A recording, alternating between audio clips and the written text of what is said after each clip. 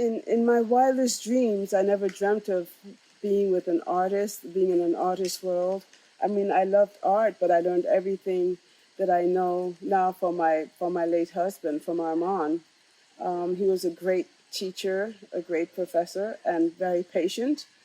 I know now, in regards to my late husband, what I want for him is for his for his contributions to the art world not to disappear, and for people to know that he was an amazing, how would you say, precursor to many young artists today. And I think it's important. My role is to make sure that people remember Armand for who he is and what he was and what he has contributed to the art world.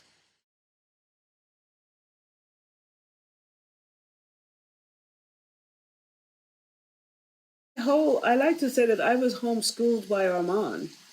You know, all about art. He taught me everything I know, and I feel blessed that he's been such a generous, teacher, if you will.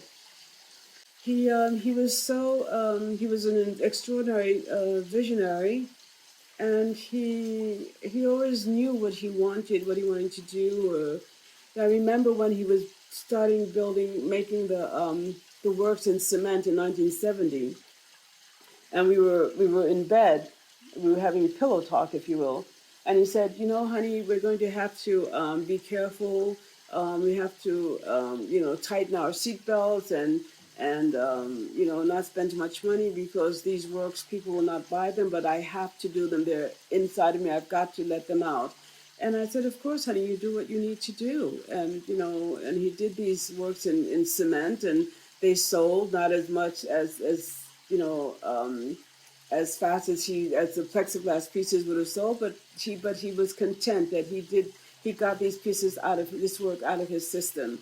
And so we had conversations like that often. I remember once because he was a grand collector of African art, one of the best known in the world. He had the best collection.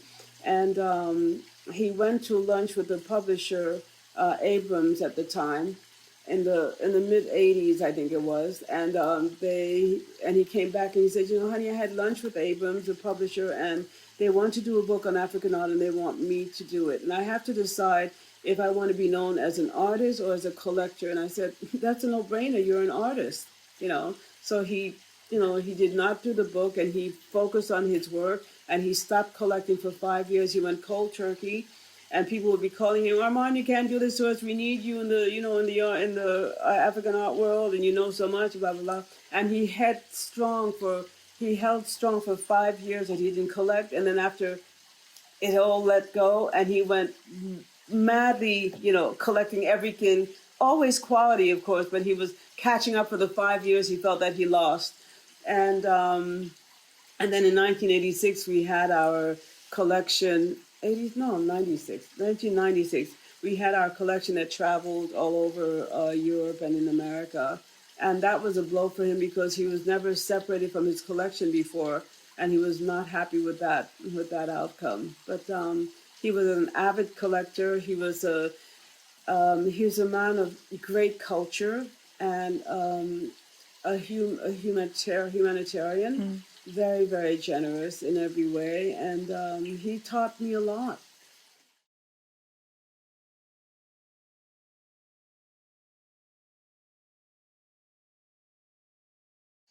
So the telephones. In 1976, all of France changed the telephone system. And there's this company called Emmaüs. I don't know how to say that in English. And what they do is they collect things and they sell them, it's like grossist or something.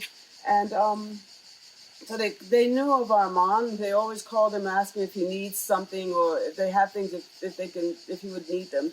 And they called him and said, Mr. Armand, we have several tons of telephones. Can you use them? And Armand said, sure, of course. So he took them from the storage place, which was in the corner of the property, and they're all stapled to the cement one by one. And they're fascinating because when you think of all the conversations that they might have had in these lines, in these telephones, there was heartbreak, there was happiness, there was birth, there was sadness, there was, all sorts of information, and someone yesterday said there were mistresses. And the conversations are extraordinary.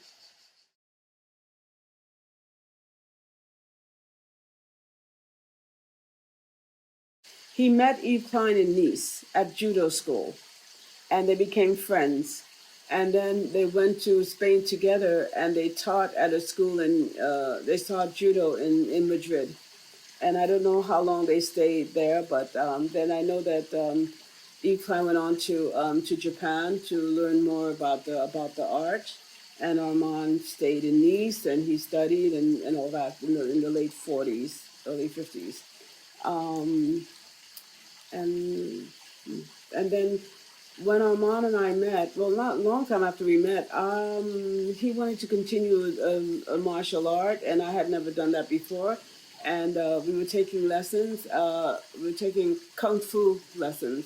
We were doing kung fu, and he was so adamant about it that he decided to come to Paris and to open up a school in Paris. So we did that for a short while. It's funny because I have a friend, well, I don't want to drop names, who was part of that at the time. He said, "Do you remember when you did the school in the Kung Fu school in Paris? And we used to have our judo, our Kung Fu professor come here in the south of France. He stayed here with us and to give us our lessons. Our mom was very extravagant when it came to that. I mean, he wanted something and he did it. As I was telling you earlier, that people would look at Armand or that picture of him and see his strength, his inner strength and his force and his determination. And you also see that in his works of art, that his work is so physical, you know.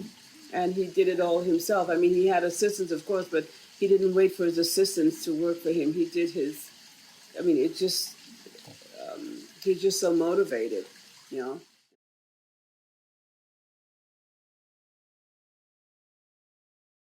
1983, he received a message or call from the CEO of a company in Japan called Toto. And what Toto does is they make bathroom appliances like tubs and sinks and all that. And they were building new headquarters, and they wanted a sculpture to put in front of their headquarters. So they contacted Armand for that. Armand was so excited that he prepared a little maquette with the bathtub. It was to be a fountain like this. And so we prepared the maquette. I prepared a letter. I sent it to Japan, to the CEO, and we're waiting for a response, 2 weeks, 3 weeks, and finally, 1 month later, we get an answer. Dear Mr. Armand, thank you so very much for your very interesting project, but we must let you know that our bathtubs never overflow.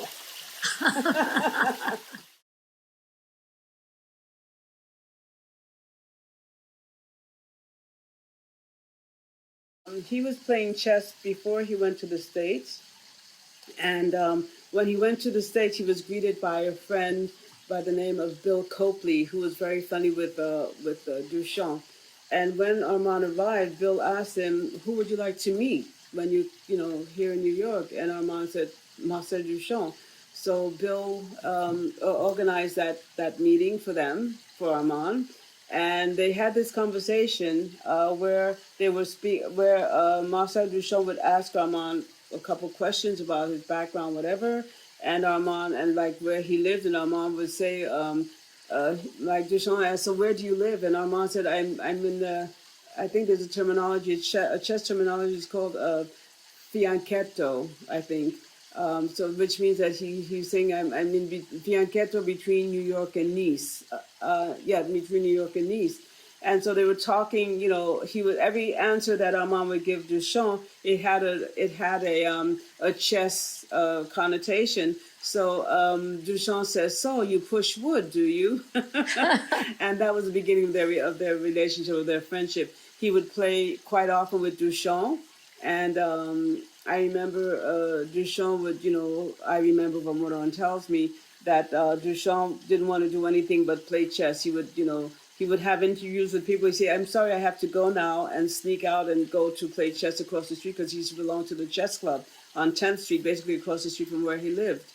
And I had the honor of meeting Duchamp, I think in 68, again. I think the same year he died. And I knew 20, Duchamp's widow, as well. And it was very special. But again, I didn't know from Duchamp. It's only in retrospect that, oh, that was Duchamp.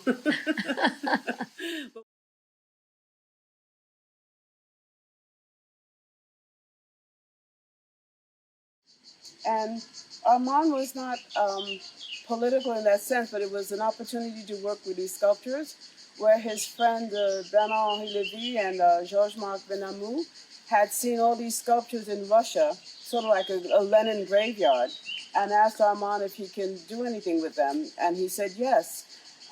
Some of the sculptures he kept as is, but this one in particular is cast. Armand did a whole series of Lenin sculptures based on his strategies. This strategy is called the day after, no, not the day after problem, but Archaeology of the Future. And so he created this patina to make it look as if it was 2,000 years under the water, undersea. And it's quite a fascinating series of work. I mean, to have created this, it took forever for them to do it, I understand, at the foundry. I absolutely love it.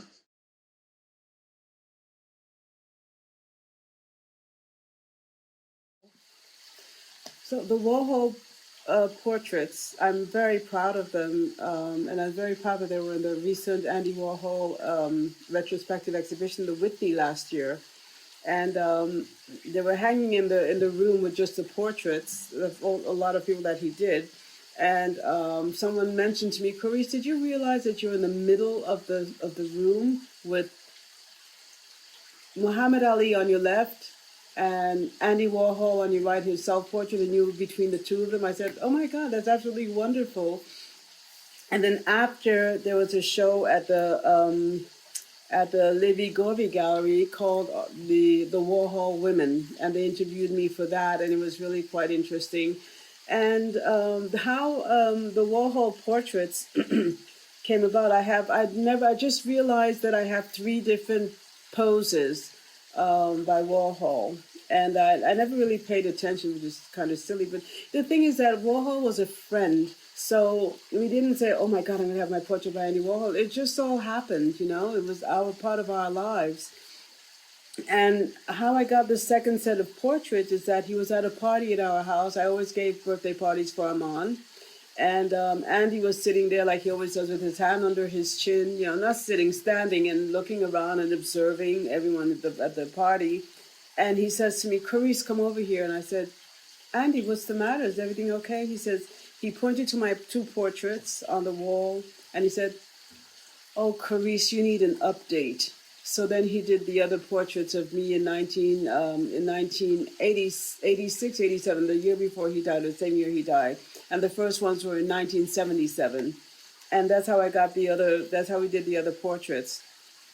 But he was a very good friend. He was very quiet. He was very inquisitive. He and Armand had a particular relationship in the sense that he would ask Armand a lot of questions about certain things and how to move about certain, and collecting. They both collected, but Andy collected just to collect, and Armand collected things of quality. And Andy was always looking for a bargain, which is a lot of people do, and why not? But Armand just bought basic quality from the get-go, which was always good. I met Armand in 1968, the summer of 1968. I arrived in France on the Michelangelo from New York. From New York to Cannes, after going to Portugal, they're stopping around, you know, a little everywhere. And because I was arriving in France, and I met Armand that same year, and we actually met on the dance floor at La Siesta in Antibes. And to make a long story short, he courted me for 2 years, but he had said, and he told everyone, and he told me afterwards that the first time he saw me, that he would make me his wife, that he would marry me. Of course, I knew nothing of this. I was not in love with him at the beginning. And then when I fell in love with him, it was like, you know, the floodgates opened up.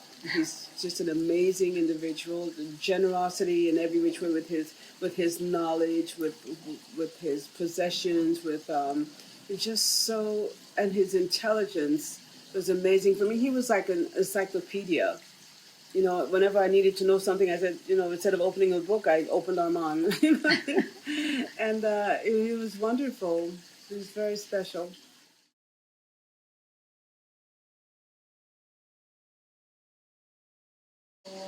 So this is washing machine drums. Our principal house, the main house, is quite small, quite uncomfortable, and so eventually we built our bedroom suite on top of it.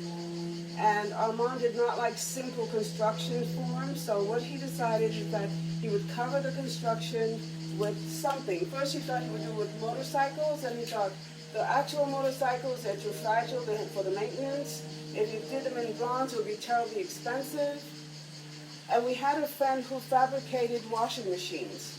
And all these drums are the rejects. They all had a little something wrong with them. So Armand had them sent here, and little by little, over a couple of years, he I don't know how they're attached. He welded them together to the foundation of the house of the construction, and it was very funny because when he finished, we had a hailstorm. And the hailstorm were like golf balls, and they were bing, bing, bing, bing, bing, and Armand said, "Oh my God, what did I do?" So the thing with that is that over time, the noises dissipated. When it rained, we didn't hear anything. So I think because maybe the rats made their nest, the birds made their nest, and so it kind of like tamponné the inside, so it didn't resonate. But so that's why the house is called the Vidon Villa, which means shanty town in English.